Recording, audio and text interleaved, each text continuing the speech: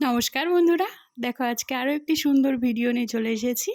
তো সেদিন দিনটি ছিল রবিবার, জামাই ষষ্ঠীর দিন। আর আমার উপর দায়িত্ব পড়েছিল সবাইকে মাটন বিরিয়ানি খাওয়ানোর। তো সবার ইচ্ছা মতো আমিও লেগে পড়লাম মাটন বিরিয়ানি করতে, আর তারই কিছু সুন্দর ভিডিও তোমাদের সঙ্গে উপস্থাপন করছি। ভিডিওটি দেখো, ভালো লাগলে লাইক কমেন্ট শেয়ার করে দিও। তো চলো, আমি প্রথমেই মাটনগুলোকে কষিয়ে নেব।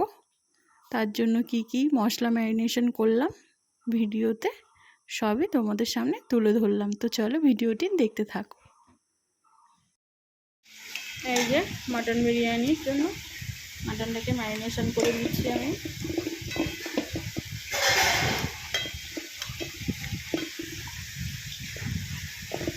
এটাকে মাটন বিরিয়ানি করব। এই যে আমার চাল,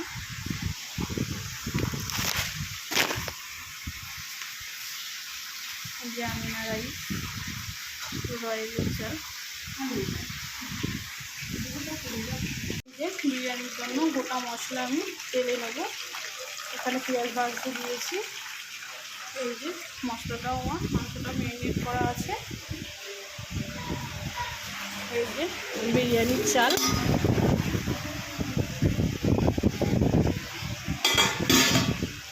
যে মাটন বিরিয়ানির জন্য আমি মাটনটাকে ভালো করে কষিয়ে নিচ্ছি একটু টক দই দিয়ে আর জয়িত্রী ফল দিয়ে। এটা দিয়ে কষালে মাটনটা তাড়াতাড়ি সিদ্ধ হয়ে যাবে। আর যেহেতু বিরিয়ানি হবে সেক্ষেত্রে মাটনটা একটু নরম হলে বেশি সুন্দর লাগবে। আজকে মেন আকর্ষণ মাটন বিরিয়ানি। ওরে খাবো এখন মাটন বিরিয়ানি, খাবো এখন মাটন বিরিয়ানি খাবো। আমাকে এখন দিয়ে দাও। ও মা, আমাকে এখন দিয়ে দাও। না আমাকে দাও। হ্যাঁ, তো সবাইতে দেবো। এবার এটা ভাবে বতা। হ্যাঁ, দুজনকেই দেবো। দুজনে দেবে। হ্যাঁ, রুবি মাতা বিতাই না, দুজনে দেবে। হ্যাঁ, তার এখানে আবার মুরগি পাওয়া যায় তাই না? তুমি একটা। তো দেখো বন্ধুরা, আমি কিন্তু কখনোই বিরিয়ানিতে কোনো ফুড কালার ইউজ করি না। সব কিছুই ন্যাচারালভাবেই ঘরোয়া মশলা দিয়েই করি। খুব বেশি এভিডিয়েন্স লাগে না।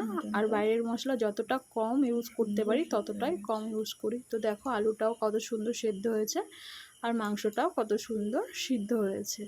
আর যেহেতু রাতের বেলা ওই জন্য কালারটা একটু অন্যরকম ফেড ফেড লাগছে। কালারটা কিন্তু ভীষণই সুন্দর হয়েছে। কিন্তু আমি কোনো ফুড কালার ইউজ করি না, সমস্তটাই ঘরোয়া মশলা এবং লবণ হলুদেরই কালার এসেছে। তো কেমন লাগলো ভিডিওটি অবশ্যই কমেন্ট করে জানিও। আর কে কে মাটন বিরিয়ানি খেতে ভালোবাসো সেটাও কমেন্টে জানিও। ধন্যবাদ বন্ধুরা ভিডিওটি দেখার জন্য।